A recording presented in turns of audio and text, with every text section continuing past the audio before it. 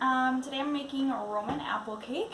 I have nothing else to do during this quarantine, so I thought I would bake. This is for you, Amanda and Brittany.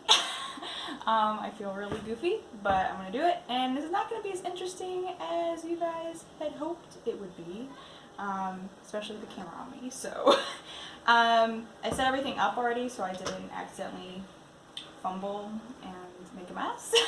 So hopefully this turns out okay.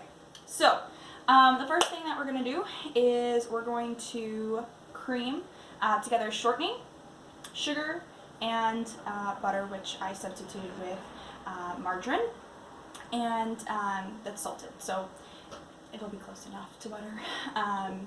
In the recipe, I'm actually having this recipe, but I'll put the full recipe in the description below, so you guys can make that. But there is one of me here, and I really don't need to eat a 10 by 13 pan of Roman apple cake, so we're just gonna have it today. Anyways, so first thing is we're going to put in a quarter stick of margarine. Also, I did wash my hands before this, just so everyone knows, and I'm the only one eating it, so we shouldn't be worried too much. And then you're going to put in a half a cup of shortening, and you're going to put 1/4 cup of sugar. And then we're going to cream that together. We're going to put it on medium speed. My mixer doesn't have a low, medium, or high. It says it does. It gives you 5 options, but it's all just extremely fast. It's fast and furious. Didn't get the memo that it has more than one speed. So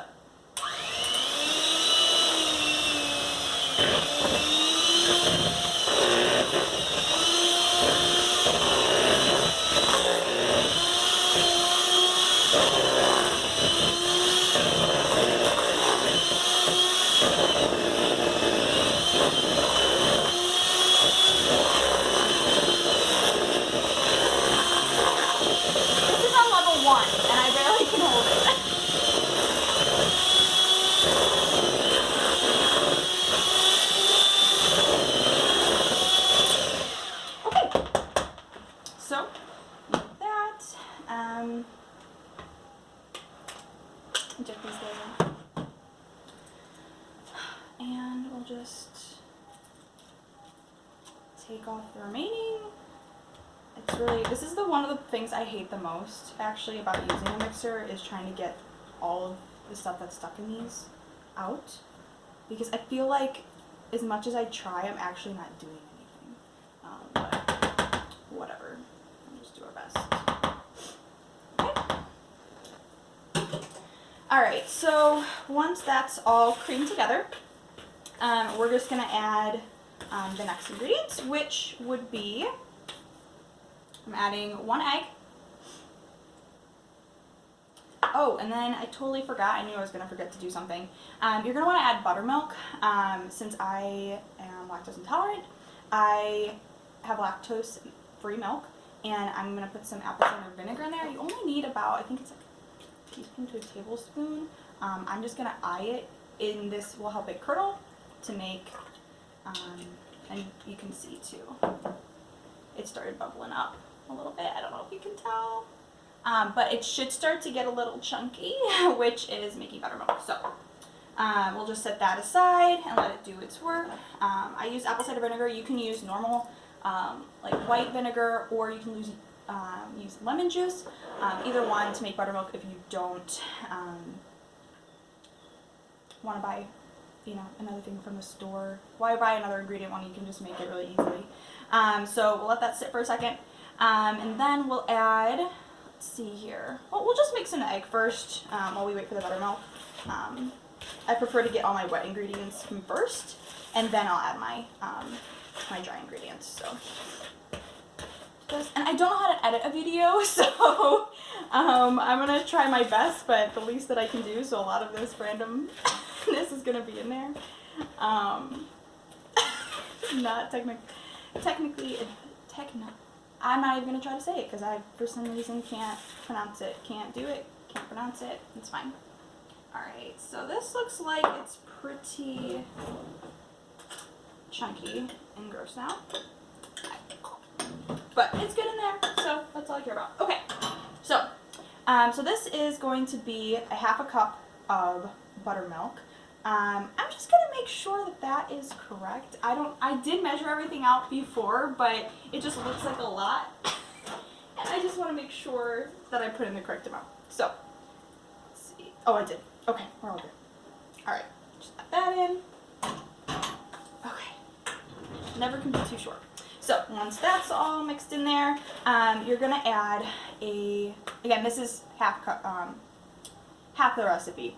I mixed together a cup and a half of flour, which I'm also gluten-free. And I used Bob's Red Mill, the 1-to-1 baking flour.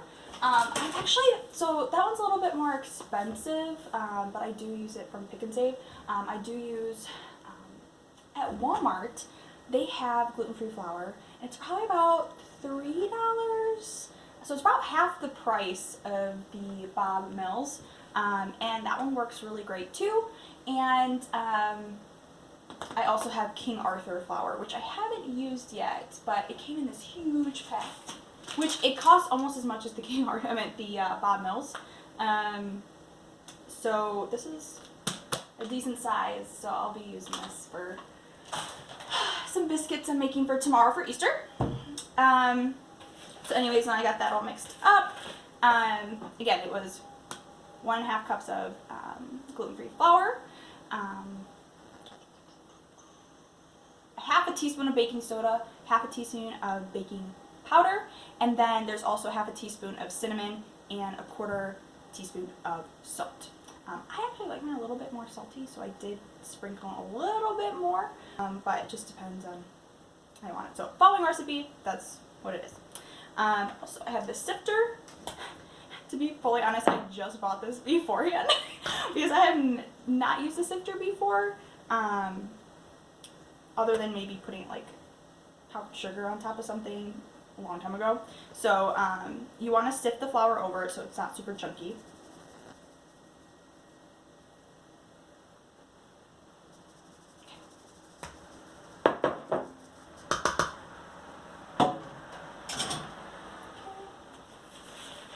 And then you're just going to mix that all in. And it's going to make like a dough. It's dough consistency. It's not like when I think you think of normal cake batter, it's much more liquidy. I don't know. It's much thinner. In this case, it's going to be like a dough. So, mix this all together.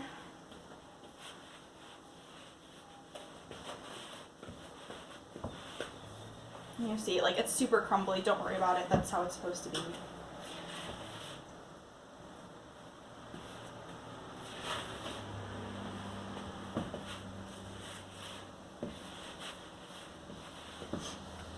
So exciting, guys. Just mix it away.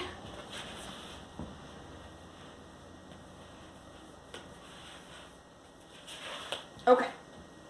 So now it's pretty darn thick. I haven't made this in a really long time. I think I made this once or twice with my mom doing most of the work. And this does seem a little too crumbly, and now I'm worried.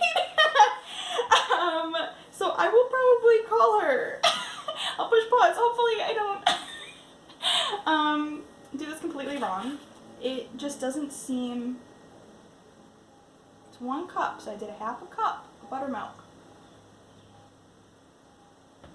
1 egg. It's sure I'm following the recipe. I'm doing exactly what I'm supposed to do. So you know what? We're just not gonna worry about it.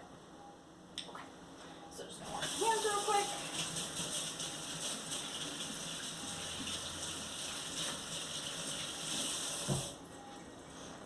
Okay. So next thing we're gonna do is set this guy aside, and we're going to set all these guys aside too.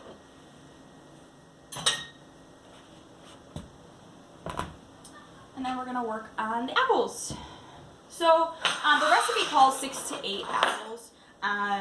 8 apples if they're smaller. So I have some smaller apples. They're Gala. You can use whichever ones you want. Gala is like, these ones are a little bit softer.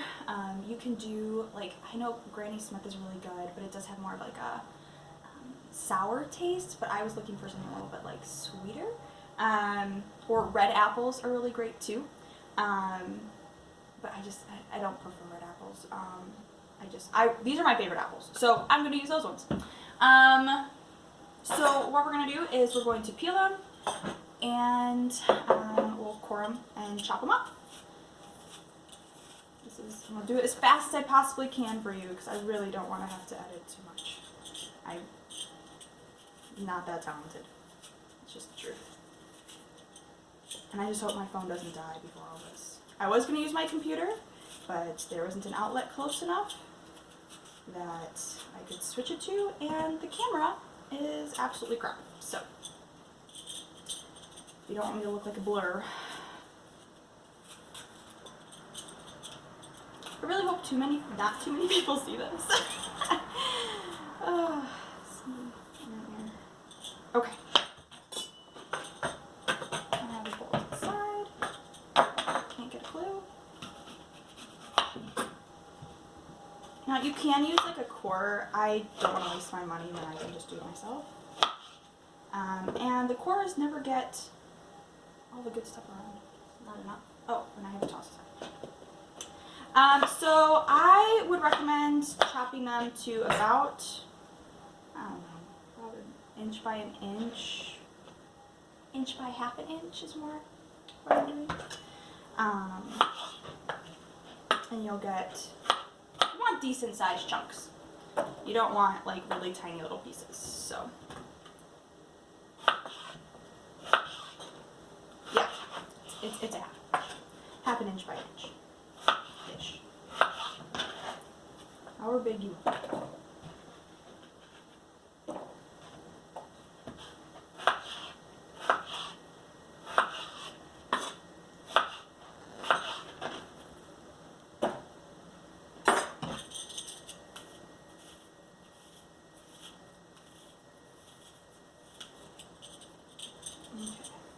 I'm trying to think of things to talk about because I don't want this to be long and in silence while I peel these apples. I'm doing it the best I can.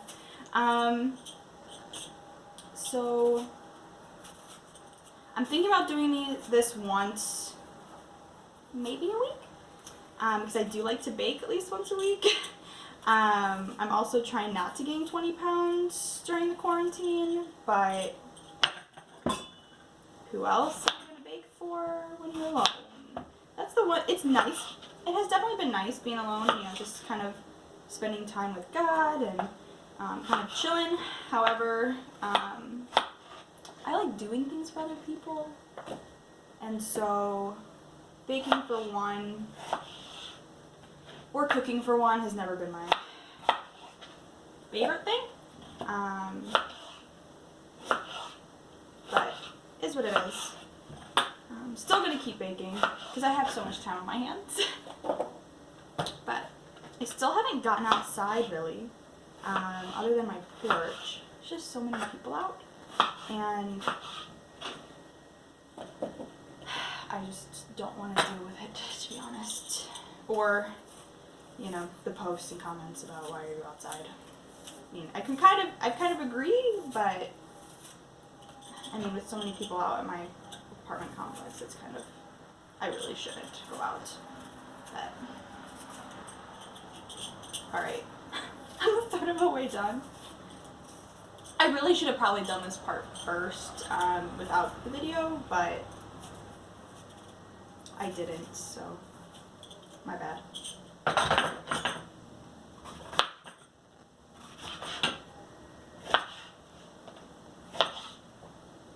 I keep trying to throw the apple over there. Did I throw it? Nope. Okay.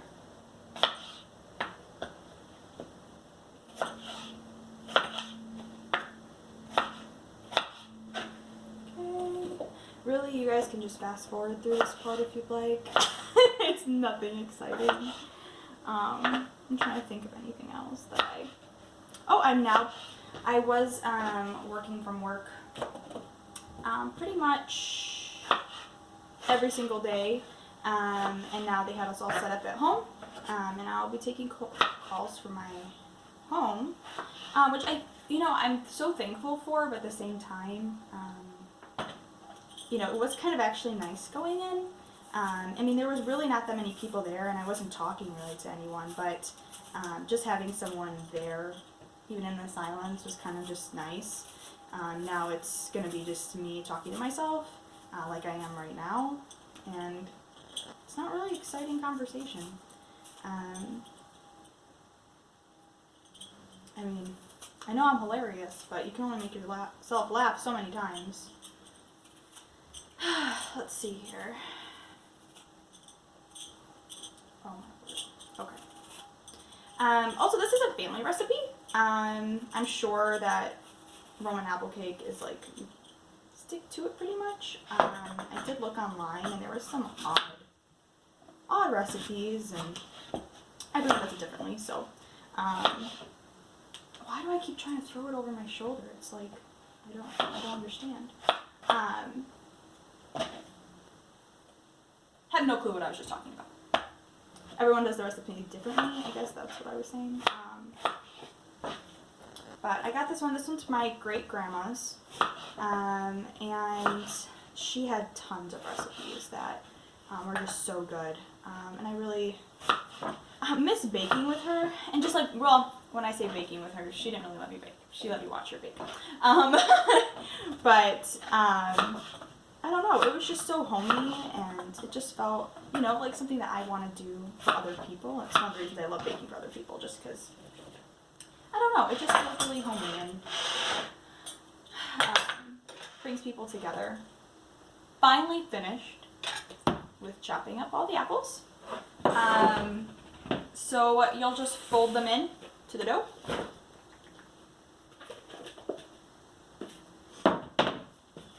And I almost feel like I probably could have done 6 apples. I feel like this is a lot, but is what it is. We're just going to keep moving with it.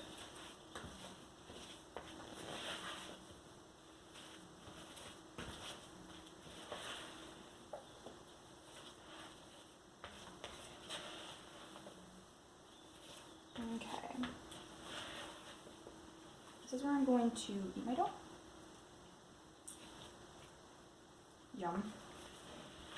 I almost felt like I probably could have added more cinnamon, to be honest. But we're going to be adding some at the top, so it's okay. Alright, so we have a pan. Now, it does call to put in a 10 by 13 pan, inch pan. Not foot, if you can find one. But we're going to put it into a bread pan, actually.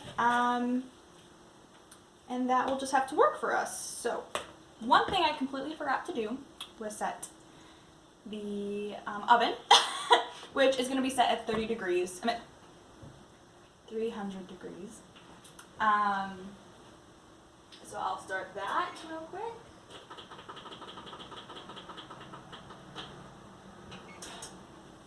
Get that preheating. I knew I was going to forget to do that. And I still forgot, so is what it is. Anyways, alright, so you get your pan. Directions did not tell me that I had to do anything with the pan, as in like grease it or anything.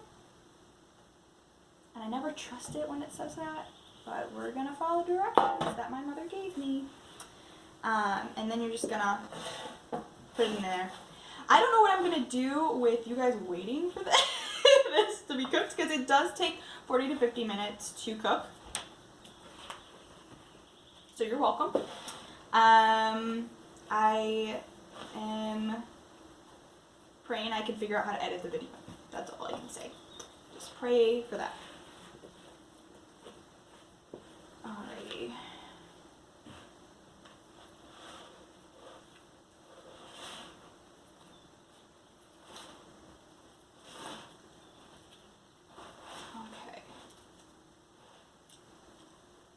It's really good.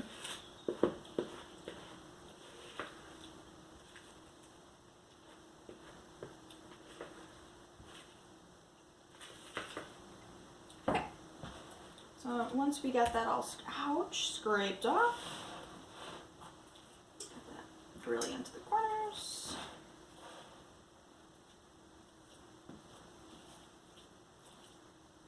So mine isn't like a normal size bread pan. It's a pretty chunky bread pan. It's 5 by 8.5. So it was really perfect for the recipe. Cut it in half. Ta-da-da.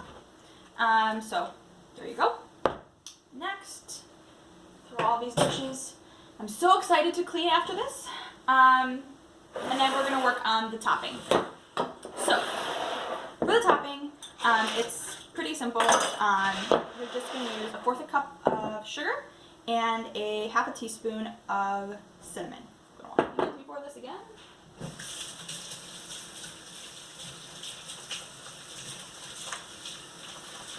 So exciting.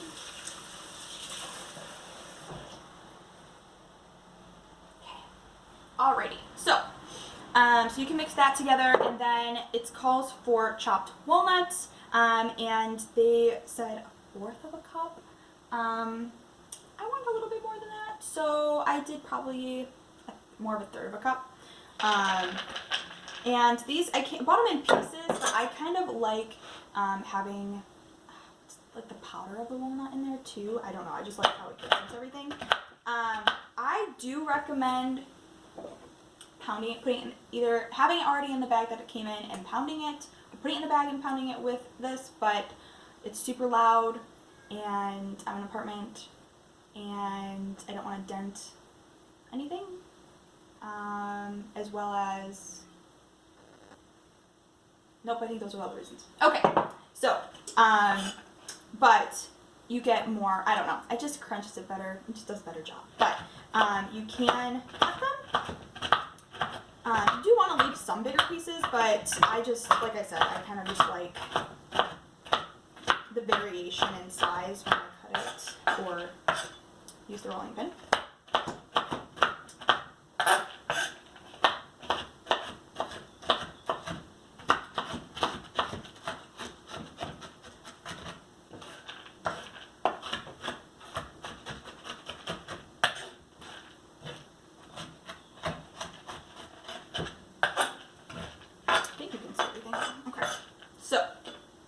Now that that's done, you can just dump that in the bowl with the sugar and the cinnamon.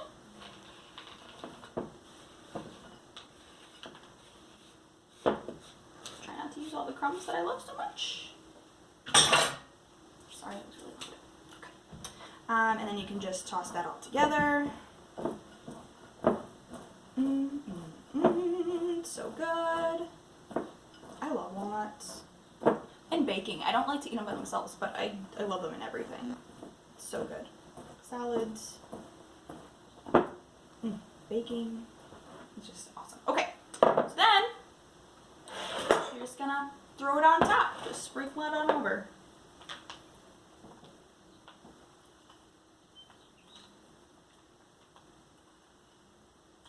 And I almost feel like adding more walnuts. I really love